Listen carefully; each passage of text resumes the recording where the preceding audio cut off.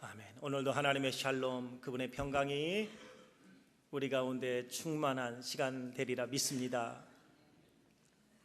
구약 성경을 보면 하나님을 목자로 그리고 이스라엘 백성들을 양으로 표현한 말씀이 참으로 많습니다. 그 중에 목자와 양의 관계를 가장 따뜻하고 아름답게 표현한 구약의 말씀이 있다면 시편 23편일 것입니다. 다윗의 고백입니다. 여호와는 나의 목자시니 내가 부족함이 없으리로다. 그가 나를 푸른 초장에 누이시며 쉴 만한 물가로 인도하시는도다. 다윗은 내가 양으로서 내가 하나님을 따라갈 때 그분이 쉴 만한 물가로 인도하시리라 믿으며 아름다운 시편 23편에 고백을 하고 있는 것입니다. 다윗이 어떻게 그러한 고백을 할 수 있었냐면 다윗은 목동이었기 때문입니다. 어리니까 목동이지 어른이었다면 목자였습니다. 본인이 오랫동안 양들을 키우면서 양들의 특성을 보니까 그 양이 꼭 나갔더라 이런 말이에요. 그래서 시편 23편에 고백을 할 수 있던 것입니다. 시편 100편 3절에도 이렇게 고백을 하죠. 우리는 그의 백성이요 그의 기르시는 양이로다. 그런데 사랑하는 성도분 아십니까? 우리는 이것을 자연스럽게 받아들이지만 목자가 양을 기르는 이유는 뭡니까? 양을 통해서 털을 얻거나 우유를 얻거나 아니면 고기를 얻고 싶기 때문입니다. 양은 펫이 아니에요. 양을 기르는 이유는 양을 통해 털을 얻고, 그죠? 젖을 짜고, 그리고 마지막에는 죽여서 고기를 먹으려고 양을 기르는 거예요. 그래서 구약의 제사를 드리는 장면을 볼 때마다 항상 하나님은 양으로 늘 제사를 드리게 하셨고 양을 잡아서 제사 드리는 모습이 그렇게 많아요. 그럼 여러분 좀 특별하지 않습니까? 나를 잡아먹는, 나를 길러서 나에게 털을 얻고 내 우유를 얻고 나를 다음에는 마지막 죽여서 고기를 얻을 그 목자를 이렇게 찬양할 수 있습니까? 생각해 보세요. 아니 그분이 나를 길러서 결국 잡아먹는단 말이야? 그런데 여호와는 나의 목자시니 내가 부족함이 없으리로다. 이 얘기 뭐예요? 나를 열심히 키워서 잡아먹어 주세요. 뭐 이런 얘기밖에 안 되는 거예요. 이 비유의 말씀을 우리는 쉽게 그분은 목자니까 나는 무조건 얻는다고 생각하지만 사실은 그 양이 맞잖아요, 그죠? 네. 구약에서만 그러는 게 아니라 신약에도 오면 목자와 양의 관계를 아주 잘 설명해 놓은 말씀이 많은데 그 중에 하나가 오늘 요한복음 10장입니다. 오늘 본문에서는 예수님을 목자로 그리고 우리 성도들을 양으로 비유하고 있습니다. 그런데 구약에서 목자와 양의 관계와 신약에서 목자와 양의 관계는 좀 특이한 점이 있어요. 구약에서의 목자는 양을 인도하고 양을 지켜주고 양을 보호해주는 일을 했어요, 목자가. 그런데 신약에 넘어와 오늘 본문의 말씀을 보면 이상해요. 목자가 이럴 수는 없어요. 참 특이한 목자고요, 독특한 목자예요. 10절에 보니 예수님이 내가 목자인데 내 역할이 뭐냐 하면 양으로 생명을 얻게 하고 더 풍성히 얻게 하는 목자다, 이렇게 말을 해요. 11절과 15절과 17절 오늘 본문 말씀을 보니까 이 목자가 특이한 것은 양들을 위하여 자신의 목숨을 목자가 스스로 버린답니다. 아니 양들을 잡아먹으면 될 것이지 양들을 위해서 목자가 죽을 이유는 뭐예요? 목자는 하나고 양들은 많은데 그렇잖아요. 근데 이 목자가 스스로 목숨을 버린대요. 목숨을 버리기까지 양들을 사랑한대요. 이게 구약의 목자와 신약의 목자의 차이점이 있는 거죠. 다시 말하면 구약의 목자는 하나님과 이스라엘 백성들, 성도들이었다면 그 목자와 양의 관계가 하나님이 얼마나 이스라엘 백성, 우리 성도들을 사랑하는지를 백성들이 깨닫지 못하니 메시아 예수님이 하나님이 사람의 몸을 입고 이 땅에 오셔서 내가 너희를 얼마나 사랑하는지 아느냐, 내가 왜 우주 만물을 창조했고 내가 너의 어머니 아버지를 통하여 이 땅에 보냈는지 아느냐, 내가 왜 태평양을 건너와 미국에서 너 살겠는지 아느냐, 내가 너를 너무 사랑하기 때문이야.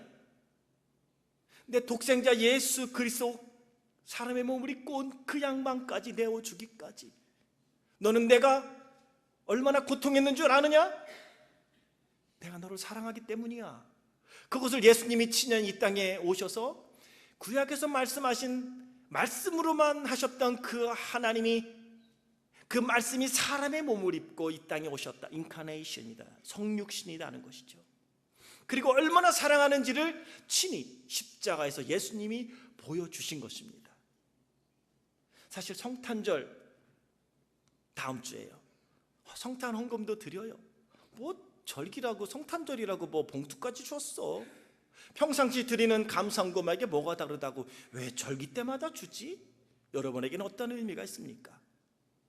만약에 여러분이 하나님이라면 우리는 성탄절이라고 기쁘다 구주 오셨네, 만백성 맞으라, 성탄 축하 잔치 하라 하니까 예수님 어린 예수님인데 무슨 어른들이 나서서 뭐 그것까지 할 필요 있을까? 혹시 그렇게 생각하거나 말한 분 있다면 천부의 의지 없어서 손들고 옵니다. 회개해야 될 줄 믿습니다. 왜냐하면 하나님 입장에서 보면은 우리는 축하하는 날이지만 하나님 입장에서 볼 때는 독생자 예수 그리스도 십자가에 죽이기 위하여 보낸 날이에요. 우리는 나를 구원하기 위하여 이 땅에 예수님을 보내준 하나님을 기억하며 감사하며 나 같은 죄인 살리신 그 은혜 놀라와 잃었던 생명 얻었고 광명을 찾았네를 오늘 우리는 찬양을 부르면서 성탄절을 맞이하고 그럴 때 기쁘다 구주 오셨네 할 때 마음에 참 기쁨이 생기는 거예요. 오늘은 그렇게 준비하는 날로 오늘 본문의 말씀을 접하면서 오늘 하나님 아버지의 그 뜨거운 사랑 그리고 예수님을 통하여 보여주신 그 은혜를 가슴에 새기고 구원받은 하나님의 자녀로서 하나님께 영광과 예배와 경배를 드리는 성도들이 되길 주의 이름으로 축원합니다. 목자와 양의 관계를 설명했으니 이런 질문이 생기지 않겠습니까? 그렇다면 정말 양들에게는 목자가 필요한 걸까요? 필요하다면 왜 필요한 걸까요? 그 목자가 꼭 있어야 하는 걸까요? 없으면 안 될까요? 목자가 필요하다면 아니 목자가 양에겐 왜 필요한지는 알아야 되지 않겠습니까? 사실은 다윗이 고백 그리고 시편이나 하나님의 이스라엘 백성들을 향하여 나는 너희의 목자라고 너는 내 양이라고 그렇게 한 이유는 이스라엘 백성들은 목축업이 주를 이뤘던 자리예요. 한국이 예전에 농업이었다면 이스라엘 백성들은 목축업이에요. 거의가 양을 길러서 그거 갖고 먹고 살고 그거로 생활하는 거라고요. 그래서 이스라엘 백성들은 목자와 양의 관계를 너무 잘 알았어요. 그리고 그렇게 목자와 양의 관계, 오늘 요한복음 10장에서도 예수님께서 목자와 양의 관계를 말씀하는 이유, 그것은 양이 갖고 있는 특성, 양이 갖고 있는 속성이 있기 때문에 목자와 양의 관계를 설명했고, 이 양의 특성과 속성은 바로 저나 여러분 우리의 모습이라는 것을 말씀하고 있는 것입니다. 그렇다면 양의 많은 특성과 속성이 있는데 그 중에 몇 가지를 나누면서 우리에게는 왜 목자이신 구약에 하나님이 필요하셨고 지금 그 목자가 친히 어떤 분인가를 예수님을 통해 보여주셨는지, 그리고 우리가 왜 그 목자 대신 예수님을 따라가야 하는지, 그리고 목자 대신 예수님이 이 땅에 태어남이 왜 우리에게 참 기쁨이고 우리에게 영광인지를 마음에 새길 수 있기를 축원합니다. 첫째, 양들은 눈이 나쁩니다. 그래서 양들은 멀리 볼 수 없어요. 멀리 봐야 도망을 가는데 저쪽에서 사자가 나를 향해 달려오는지도 몰라요. 안 보여요. TV를 보세요.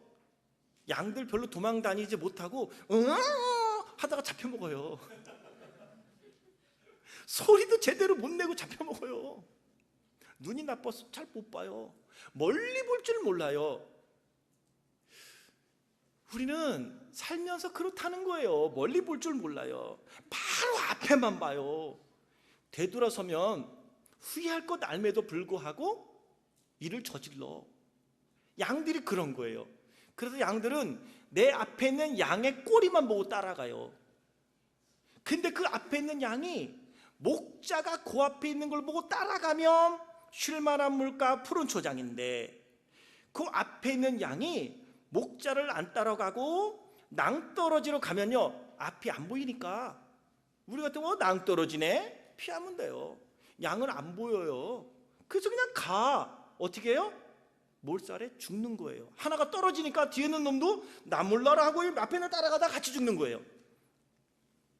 실제로 사막에서나 산에서 양을 기르는 분들이 꼭 목자가 필요한 이유는 잘못하면 이 양들이 몰살할 수 있기 때문이랍니다. 눈이 나빠요. 두 번째요, 양들은 잘 속는 특성이 있어요. 그래서 야생 개들이 양을 유인합니다. 속입니다. 슬슬슬슬슬슬. 그러면 잘 속아 넘어가요. 그래서 골짜기로 들어가요. 그럼 더 이상 갈 길이 없어요. 그러면 들개가 양을 잡아먹는 거예요. 세 번째, 양은 방향 감각이 약합니다. 이게 길인지 이게 숲인지 낭떠러진지 구분이 안 돼요. 이게 양이 갖고 있는 특성이에요. 갈 바를 알지 못하는 거예요.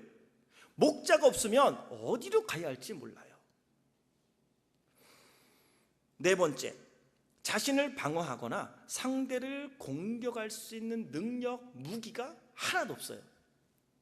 무기라고 하면 여자분들은 날카로운 손. 여자분들 싸울 때 손으로 싸우잖아요. 흰 손이 있어서 싸울 때 여자분들은 머리 잡고 막 싸우잖아요. 남자는 주먹으로. 남자는 힘이 있으니까 발로 차요. 힘이 있으니까. 여자는 힘이 없으니까 뭐로 해요? 물어 뜯어. 무기가 있는데 양은 그게 없어요. 손톱이 약해요. 힘이 없어서 이거로 다른 짐승을 제어할 수 없고 나를 방어할 방법이 없어요. 이가 약해요. 방법이 없어요. 그냥 누가 와서 때리면 맞는 거예요. 네, 양의 특징이에요. 아무런 공격하거나 방어할 능력이 없으니까 양은요, 목자가 해부터 있어야 되는 거예요. 있어도 되고 없어도 되는 게 아니에요. 다섯 번째, 양은 잘 넘어지고 한번 뒤집어지면 거북이도 아닌 것이 못 일어나는 특징이 있어요. 그래갖고 양이 슬쩍하면 펴트럭 넘어져. 네. 그래서 양은요, 잘 넘어지는 특성이 있대요. 그리고 한번 넘어지면 혼자는 못 일어나. 가서 목자가 일으켜줘야 된다는 거예요. 이게 양의 특징이에요. 여섯 번째, 이기적이고 멋대로 가는 특징이 있습니다. 양은 자기가 지금 먹고 있는 먹이, 그리고 거기에 정신 팔리고 그 먹이만 있으면 계속 가버려요. 잃어버린 양 한 마리가 그래서 잃어버린 거예요, 길을. 자기 거 먹을 거 찾다가 거기도 모르다가 꼴까닥하고 떼꼬르떼꼬르떼꼬르 굴러가갖고 그래서 목자가 찾아가서 찾은 거예요. 이게 양의 특징이에요. 그래서 이기적이고 제멋대로 갑니다. 오늘 이사야 53장 6절에 아주 잘 표현하고 있어요. 우리는 다 양 같아서 그릇 행하여 각기 제 길로 갔거늘. 이게 양의 특징이에요. 제 길로 가는 거예요. 나는 아니라고 말하지 마. 이게 양이에요. 우리는 다 양 같아서 그릇 행하여 각기 제 길로 갔다. 좋아하는 것 찾아가고요, 내 생각 찾아가고요, 그렇죠? 내 가치관 찾아가고요, 내 철학 찾아가는 거예요. 어느 분이 그러잖아요. 개똥 철학이라도 철학이라고. 그 얘기는 뭐냐면 사람들은 다 자기 나름대로 생각이 있는 거예요. 기억하세요.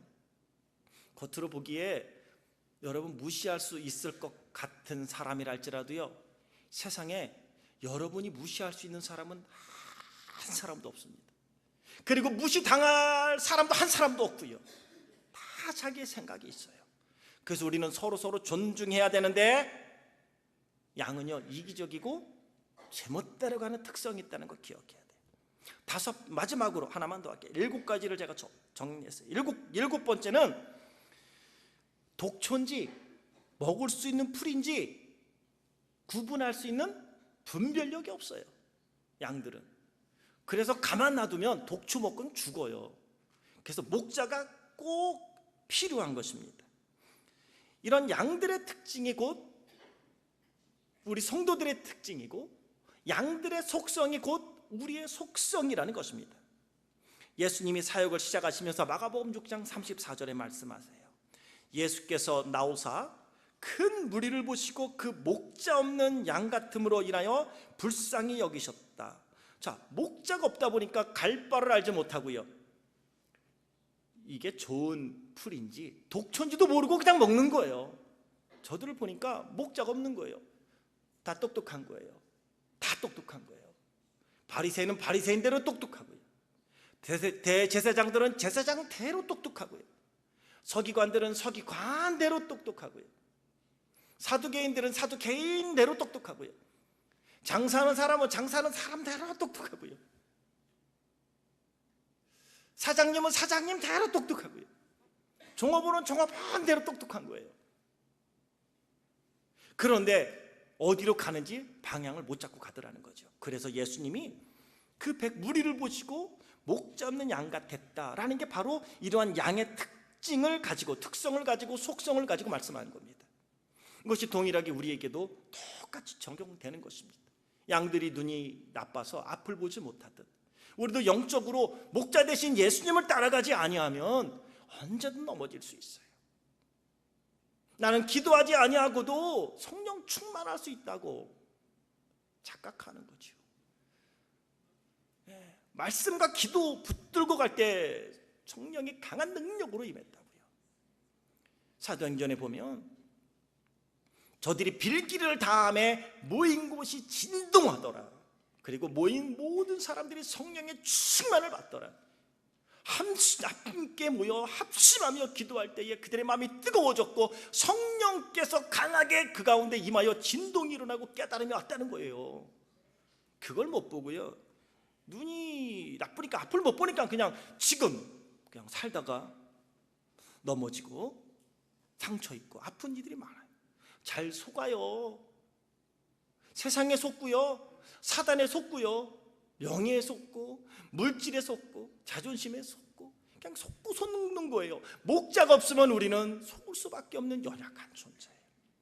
방향 감각 없어요. 이게 지금 숲인지 광야인지 이게 길인지 아닌지도 모르고 가는 연약한 존재가 사람이라는 것이죠. 나를 방어하거나 공격할 수 있는 능력도 없어요. 그만큼 연약한 존재라는 것입니다. 잘 넘어져요. 넘어지면 일어나지도 못해요. 시험에 들어요. 놔두세요. 때가 되면 오겠지요. 안 와요. 손잡고 일으켜줘야 되는 거예요. 이게 양의 특징이에요. 그래서 이 신방이라는 게 있는 거예요. 시험은 누구나 들 수 있어요. 양이기 때문에 어쩔 수 없어요. 연약하기 때문에 잘 넘어지면 일어나지 못해요. 이기적이고요, 멋대로예요. 독초인지 좋은 풀인지 구분 못해요. 그래서 2단에 빠지는 거예요. 2단인지 3단인지 5단인지도 몰라. 그냥 듣고 거기 말씀 좋대. 누가 기도했는데 병 났대. 그러면 뭐 이것저것 안 가려요. 그냥 무조건 갔다가 머리 디밀어. 그래서 2단에 빠지고 3단에 빠져. 한국처럼 구원파. 그래서 세월호 사람들 죽어가는데 자기들만 몰래 빠져나서 배 타고 도망갔어요. 나머지 죽든지 말든지. 다 2단에 빠지면서도 모르는 게 이게 사람이에요. 양이란 말이에요. 그래서 우리에게 누가 필요하다? 따라합니다. 나에게는 예수님이 필요합니다. 그때 예수님 오셔서 도와주시리라 믿습니다. 그래서 목자가 필요한 거예요. 하나님이 그렇게 이야기해서 나는 너의 목자라고. 근데 양들이 다 각기 제 길로 간 거예요. 하나님이 안 되겠다, 안 되겠다. 그래서 시간을 보고 2000년 전에 자기의 독생자 예수 그리스도를 이 땅에 사람의 몸을 입고 태어나게 하신 거죠. 그 하나님의 그 뜨거운 사랑이 크리스마스에 있는 거예요. 성탄절에 있는 거예요. 목자가 되신다고 생각하니까 우리는 목자가 이끌어줘. 그럼 목자에게 우리가 드려야 될 게 뭐예요? 우리는 털을 드려야 돼요. 우리는 우유를 드려야 돼요. 그리고 우리는 나를 드려야 되는 거예요. 내 고기를 드려야 되는 것입니다. 그럴 때 하나님이 영광을 받으시는 거고, 그 대표적인 모습이 바로 제사의 모습입니다. 제사 양을 각을 떠서 피를 다 거르고, 그리고 일일이 각을 다 뜨잖아요. 생채로 살아서는 제물이 될 수 없으니 각을 다 떠요. 이건 뭐냐면 나는 철저히 하나님의 사람입니다 인정하는 게 제사에 드리는 동물의 의미란 말이에요. 내가 그런 모습으로 우리는 하나님 앞에 나를 드리고, 하나님이 그거를 받으셔서 영광을 받으셨던 것처럼 우리의 인생을 통해서 하나님이 누구신지를 우리의 삶의 능력으로, 기쁨으로, 축복으로 나타내 보여주시는 줄 믿습니다.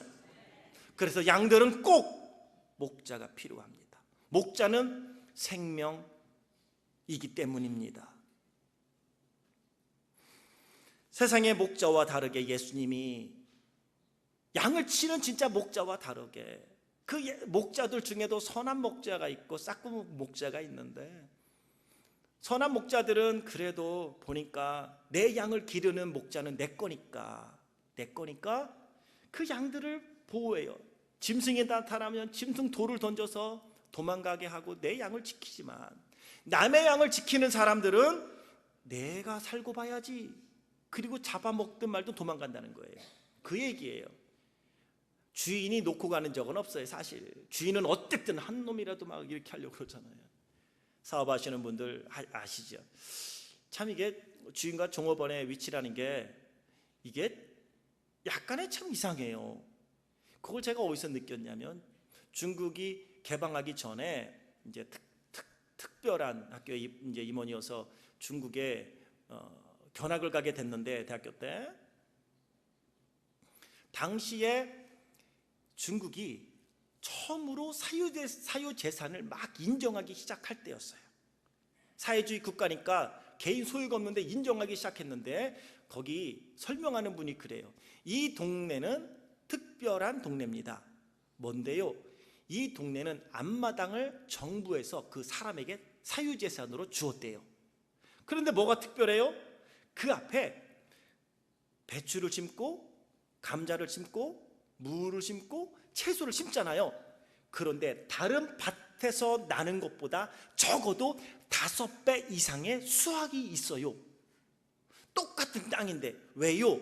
그랬더니 저기 공유재산은 해나마나 정부 거고, 요거는 내 땅이라고 했으니 요 내 땅은 밤새 안녕하십니까 했던 요강 갖다가 붓고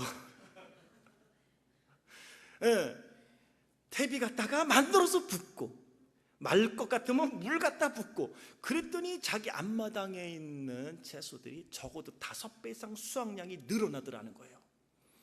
그분 표현으로는요, 이 동네는요 무 하나가 애 머리통만 합니다 이래요.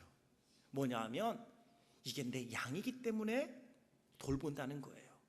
오늘 예수님이 내가 선한 목자라 하는 것은 다른 목자들하고 달라.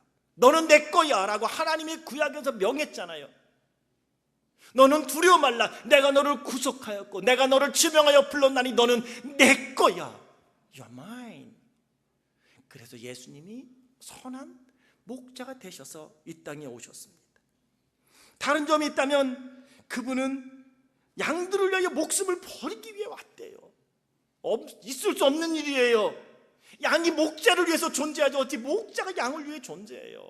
그런데 그거는 양을 기르는 목자와 양의 관계가 아니라, 오늘 성경에서 말씀하는 양과 목자의 관계는 주고받는 이러한 관계보다도, 이제는 동물의 하나의 관계보다도 이제는 예수 그리스도를 통하여 우리가 하나님의 자녀로 새롭게 태어날 새로운 천국의 자녀들, 천국의 가족이 된다는 의미 속에서 우리를 구원하기 위하여 그분이 목자로 오셨지만 그분이 뭐가 되셨다고요? 양이 되셨다는 거예요. 그 모습은 뭐냐면요, 예수님은 목자라 하실 뿐만 아니라 그분은 성경에 양이었다고 표현해요. 그분이 양이었다고 표현하는 건 양인 우리가 어떻게 살아야 하는지를 또한 동시에 그분은 보여주고 있습니다. 이사야 53장 7절 보니 그는 곤욕을 당하여 괴로울 때에도 그 입을 열지 아니하였으며 마치 도수장으로 끌려가는 어린 양과 털 깎는 자 앞에 잠잠한 양같이 그 입을 열지 아니하였도다. 세례 요한은 예수님을 소개하면서 요한복음 1장 29절에 보라, 세상 죄를 지고 가는 하나님의 어린 양이로다. 예수님을 양에게 비유한 이유가 있고요, 그 예수님을 우리가 따라가고 본받는 우리가 어떻게 살아야 되는 걸 보여주는 이유가 있는데, 그것은 양의 또한 특성 때문에 그래요. 양이 이렇게 연약한 부분만 있는 게 아니라 양이 갖고 있는 특성이 있어요. 그것은 양은 죽을 때 다른 짐승들은요 눈물도 흘리잖아요. 우리가 좋아하는 소들도요 눈물을 흘린대요. 그런데요 양은 하나도 반항하지 않는데요. 죽음 앞에서 초연하대요. 죽인다 그러면 그냥 죽이세요. 자기를 내어놓는다는 거예요. 그러니까 제사장들이나 이스라엘 백성들이 양 데려다가 하나님 앞에 제사 드렸겠지요. 죽이려고 그러는데 나 살려요, 나 살려요 그러면 이거 제사 드리다가 정신 혼란해져요. 하나님 앞에 거룩한 제사를 드릴 수 있던 이유 중에 하나는 양들 때문이에요. 양을 딱 데려다가 죽이면요 양은 꼼짝 안 하고 죽는다는 거예요. 그래서 예수님을 도수장으로 끌려가는 어린 양, 털 깎는 자 앞에 잠잠한 양 같다고 말한 거예요. 그런데 특징이 뭐라고요? 입을 열지 아니했다. 예수님이 십자가를 지고 갈보리에 올라갈 때 아무 말씀 안 하셨는데 그건 양 같다. 양이 그렇대요. 털 깎을 때 가만히 있고요, 자기가 죽으면서도 도수장에 끌려가면서도 조용하게 끌려간대요. 그리고 거기서 그냥 자기를 내어준대요. 그게 양의 특징이듯이 예수님이 이 땅에 목자가 되셔서 우리를 인도하시는데 참 선한 목자가 되기 위해서 자신의 생명, 일반 목자가 양을 대신해 죽을 수 없지만 그분은 목자가 되셔서 친히 양처럼 우리를 구원하기 위하여 우리에게 생명을 주고 우리에게 영생을 주기 위하여 이 땅에 오셔서 십자가에서 구원을 이루어 주신 것입니다. 그분이 곧 양이었다는 거죠. 그러면 성탄절을 맞이하면서 이제 우리에게 주어지는 도전이 무엇인지 아시죠? 우리는 다 양 같다. 나에게는 목자가 필요합니다. 그 목자를 어디서 만나겠습니까? 사실은 그 목자는 우리 하나님이시고 눈으로 보여 이 땅에 오신 우리를 구원하신 예수님, 죽으시고 부활하신 예수님이 우리의 목자이십니다. 동시에 여러분의 목자가 되려면 여러분은 하나님의 전에서 함께 더불어 하나님의 말씀을 목자 삼아 나아가야 합니다. 저는 목자는 아닙니다. 근데 오늘 장로님도 기도하셨지만 선한 목자처럼 쉴만한 곳으로 푸른 초장으로 인도하여 꿀을 먹일 수 있게 해달라. 저도 예수님의 목자예요. 정말 목자로 그렇게 기도해 주신다면 저에게는 큰 사명감이 있는 거예요. 여러분이 만약에 저를 목자로 생각한다면 저에게는요 죽음을 각오하고 여러분을 대신해서 죽어야 하는 큰 사명이 있다는 것을 여러분이 제 등허리에다 올려주는 거예요. 정말 그렇게 생각하시면 저는 여러분을 위하여 죽을 각오해야 되는 거고요. 동시에 양이라면은 양들이 해야 될 게 뭐예요? 도살장까지 끌려가는 거예요. 목사와 성도의 관계가 아니라 예수님과 우리와의 관계 속에서 목자와 양의 관계. 그래서 저는 이것만 말씀드려요. 예수님 앞에 이제 우리가 해야 될 게 뭐예요? 우리의 털을 드려야 돼요. 우리의 우유도 드려야 돼요. 내 살도 드려야 돼요. 성탄절은 그런 의미예요. 나의 목자가 되시려고 이 땅에 오셨고 친히 어린 양이 되셔서 피를 흘리셔서 나를 구원한 구원자, 나를 구원하기 위해 예수님이 이 땅에 오신 날이라고요. 그래서 이 예수님이 이 땅에 오신 것을 가만히 마음에 새기고, 오늘 예수님이 4절에 이렇게 말씀해요. 저가 양을 다 내온 후에 앞서가면 양들이 그의 음성을 아는 거로 따라오되. 여러분은 예수님 따라가십니까? 그분의 음성이 들려지십니까? 진짜 양이라면 5절에 타인의 음성은 알지 못하는 거로 타인은 따르지 아니하고 도리어 도망하느니라. 여러분은 여러분의 목자 되신 예수님의 음성이 들리십니까? 내가 듣고 싶은 소리만 들으려고 하십니까? 아니면 목자 되신 그분이 하시는 음성을 들으십니까? 목자가 지금 어디로 가자고 말씀하시던가요? 나는 오른쪽에 가고 싶은데, 꽃도 예쁘고 파릇파릇하고 저리 가고 싶은데, 난 저거 먹고 싶은데 왜 안 주냐고 여러분 혹시 아우성치고 있지는 않습니까? 그런데 우리 목자이신 예수님은 아니야, 거친 풀 같아도 여기에는 이리가 없어. 네가 비록 삶이 조금은 공고할지 몰라도 네가 풍요하다면 너는 이리의 밥이 될 수 있어. 그래서 네가 조금 공고하지만 내가 너를 이 길로 인도하는 거야. 네가 원하는 거 다 줘. 네가 행복하고 풍성할 것 같지만 아니, 거기는 사자가 있어. 네 목숨 잃으면 아무것도 아니잖아. 그래서 네가 조금 가난하지만, 네가 조금은 아프지만, 네가 조금은 눈물을 흘리지만, 그래도 나는 이곳으로 너를 인도하고 싶다고 하시는 거라고요. 사람은 눈으로 내가 보는 거는 양이기에 지금 좋아 보이지만 내일 좋지 않으면 좋은 게 아니잖아요. 그래서 자녀 둔 부모는 내 자녀가 세상 부모님이 눈을 감을 때까지 자식 걱정이라고 이야기하고요.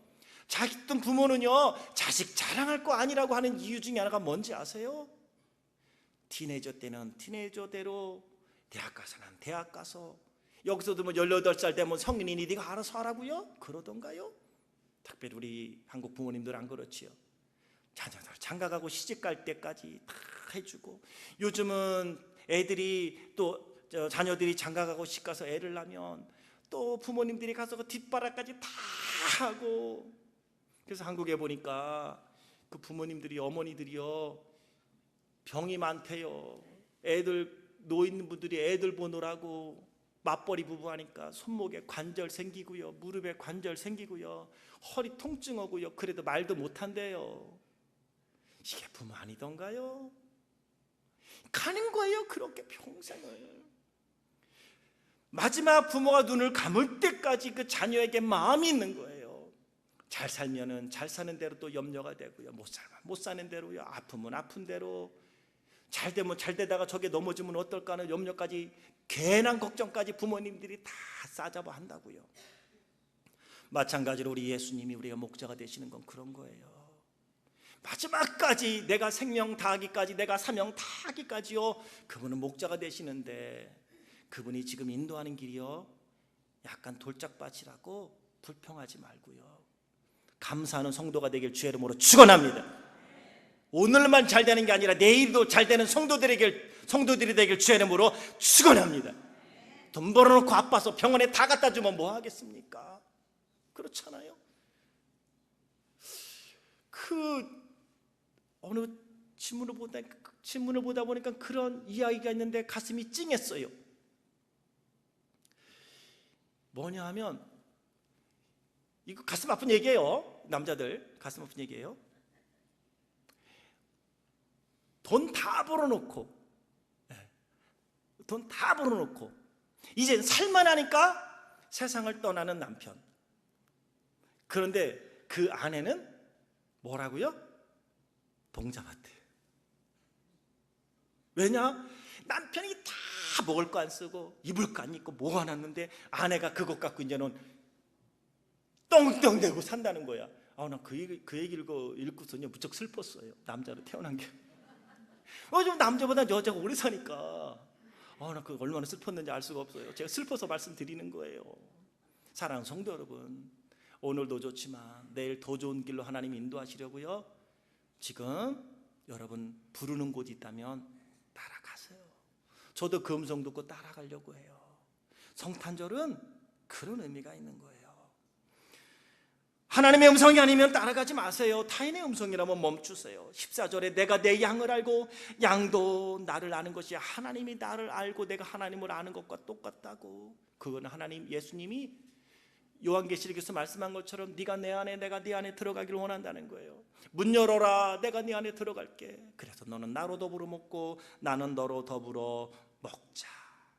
성탄절에 그 예수님을 보내신 하나님께 감사하고 그분을 목자 삼아 그분을 인도하는 길에 아멘하고 따라가고, 내가 주님을 위해서 무슨 양털을 드릴까? 너무 아무데나 막 비벼갖고 양털에 거시기 묻히지 마셔요. 그러면 또 목자 그거 빠느라고 고생하셔요. 양 드리려면 목자가 인도하는 데 가서 가시밭 가지 말고요. 양이 목자가 인도하는 데 가서 먹어서 털도 뽀송뽀송하고, 그죠? A급으로. 네. 우유도 A급으로, 고기도 A급으로. 나를 위하여 생명을 주신 그분의 은혜 기억하며 우리도 드리는 성탄절 준비하고 맞이할 수 있는 성도들 되길 주의 이름으로 축원합니다. 옆에 있는 분에게 한번 인사합시다. 예수님을 목자 삼고 갑시다. 한 번 더 인사합시다. 예수님께 좋은 것만 드립시다. 기도하겠습니다. 하나님 아버지,